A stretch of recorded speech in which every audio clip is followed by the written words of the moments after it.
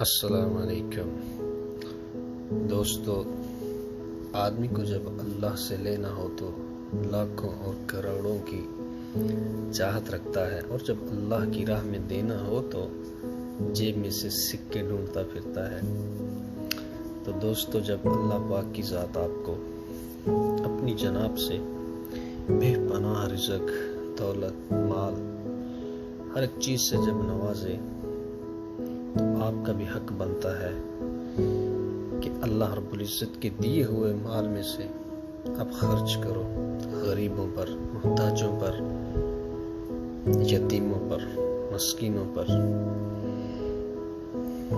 آپ کے وہ خرچ کیے ہوئے پیسے آپ کی دولت میں سے کمی کا باعث نہیں بنیں گے، بلکہ وہ اور بڑھتا چلا جائے گا، آپ کا رزق بڑھتا چلا جائے گا۔ یہ آزما کے دیکھ لینا۔